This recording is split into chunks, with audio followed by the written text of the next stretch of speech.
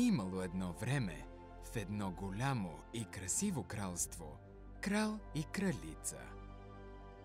Дълги години те живеели заедно в мир и разбирателство. Но няма ли късмета да си имат собствено детенце? Не минавал и ден без да страдат за това. Колко е празен домът ни без дете, което да ни радва някой ден, когато станем възрастни. Да, и колко щастливи щяхме да сме, ако го имахме. Щяхме да го обичаме много. И така, един ден, докато кралицата се къпела на реката, една жаба изскочила от пясъка на брега и казала: Трябва да знаете, кралице, че желанието ви ще се сбъдне. след по-малко от година ще родите момиченце. Минала година и казаното от жабата се сбъднало.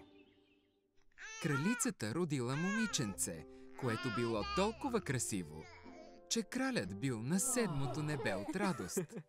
И тъй като искал да сподели своето щастие с всички, Негово Величество вдигнал голямо тържество, на което поканил всички свои роднини, приятели и познати. Поканил и феите, за да могат да орисат малкото момиче. Всички са добре дошли на тържеството в чест на нашата дъщеря. Заповядвам в този ден цялата страна да празнува. В кралството имало 13 феи. Но понеже кралят имал само 12 златни чинии, в които да се сервира храната, не поканил една от феите. Тържеството било разкошно и феите дарили детето със специални дарове. Една я дарила с мъдрост, друга с невиждана красота, трета с богатство и така нататък. Орисали я с всичко, което човек може да си пожелае на света. Изведнъж 13-та фея нахлула по време на тържеството, търсейки отмъщение за това, че не била поканена. Без да поглежда към никого, тя изрекла на висок глас: Щом момичето навърши 15 години, ще се обуде навретено и ще заспи непробудно.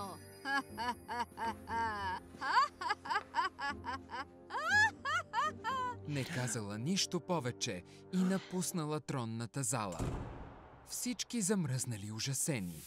Но 12-та фея, която още не била изрекла пожеланието си, доближила люлката и казала: Нямам силата да разваля проклятието, но мога да го променя. Ей, сега ще те орисам, малка принцесо. Нека да не заспиш непробудно, а само за 100 години. Кралят, който искал да предпази любимото си дете от злото, наредил да изгорят всички вретена в кралството. Минало време и той забравил за него. Годините минавали, момиченцето пораснало и пожеланията на феите наистина се сбъднали. Тя била толкова умна, красива, добре възпитана и дружелюбна, че всеки я обиквал от пръв поглед.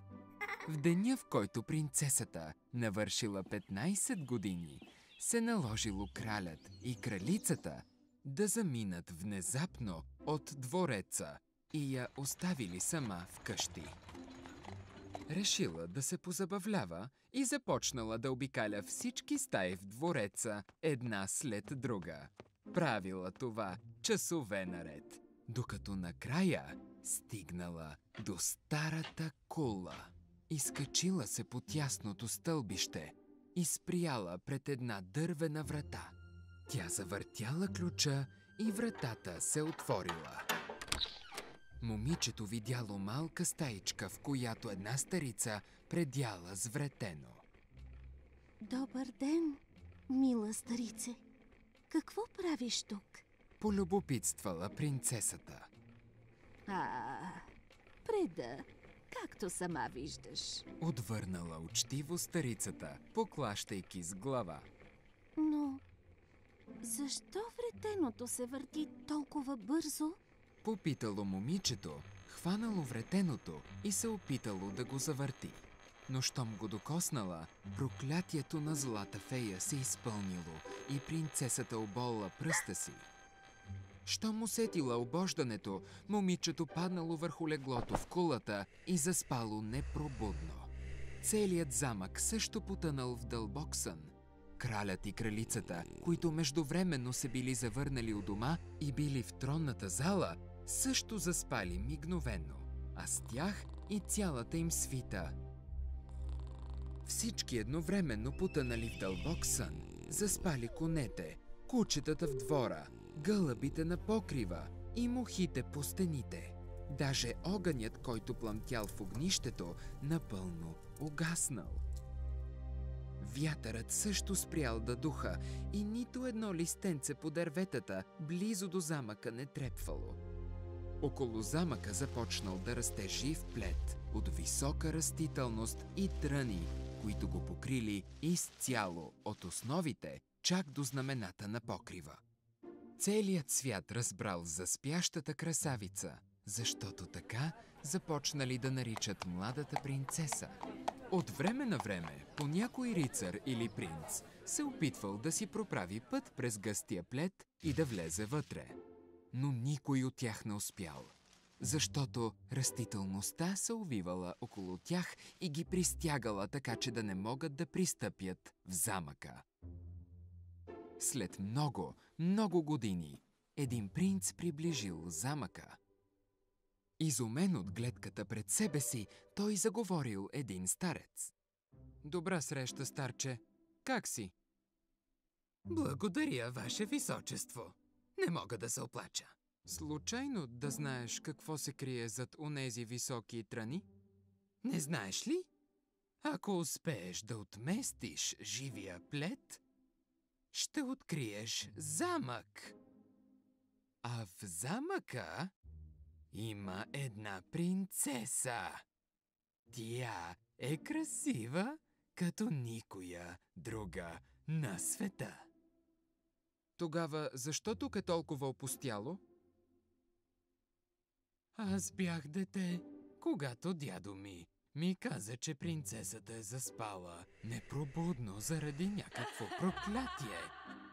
Кралят, кралицата, заедно с цялата им свита и всичко живо там, също заспали непробудно. Много принцове са се опитвали да стигнат до спящата красавица, но за толкова много години никой не е успявал да влезе или да се върне, защото гъстите тръни ги хващат. Тогава момъкът му казал: Аз не се страхувам от нищо. Ще отида да спася спящата красавица, дори това да ми коства живота. Как ли не се опитвал стареца да убеди принца да се откаже, но напразно. Младежът искал да спази дадената дума. Това било точно в деня, в който се навършвали 100 години от проклятието. И когато спящата красавица трябвало да се пробуди от дългия сън. Когато принца приближил трънливия плет, не можел да повярва на очите си. Храстите сега били покрити с красиви големи цветя, които се отдръпнали и направили пътека, по която свободно да стигне до замъка. Той преминал през портата на замъка, а цветята отново се превърнали в непристъпна стена от гъсти тръни. В двора на замъка видял много коне и ездачи, които спели на земята, а гълъбите стоели дълбоко заспали на покрива. Щом влязал в замъка, станал свидетел на следната сцена. Цялата свита наред с краля и кралицата били в плен на 100-годишния сън. След това минал през другите стаи, но никъде не спрял. Целият замък бил обхванат от такава дълбока тишина, че чувал собственото си дишане. Накрая стигнал до кулата и отворил вратата на стаята, в която лежала спящата красавица. Била толкова красива в съня си, че принцът не можел да откъсне очи от нея, затова се навел и я целунал. Щом направил това, тя трепнала с мигли, отворила очи и го погледнала нежно.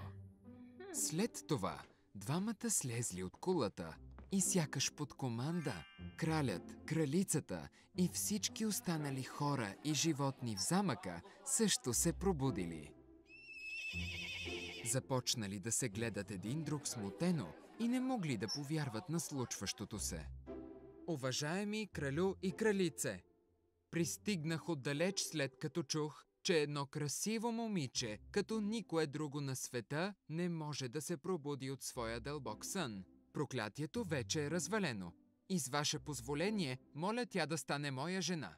Искаме да ти благодарим, че ни избави от летаргията, в която бяхме потънали дълги години. Имаш нашето позволение, любимата ни дъщеря да стане твоя съпруга, само ако и тя го иска. Спящата красавица, която вече не била спяща, а напълно будна, дала своето съгласие. И тогава вдигнали такава голяма сватба, която продължила година и един ден. А може и още да продължават да празнуват и до сега. Ето така завършва тази история.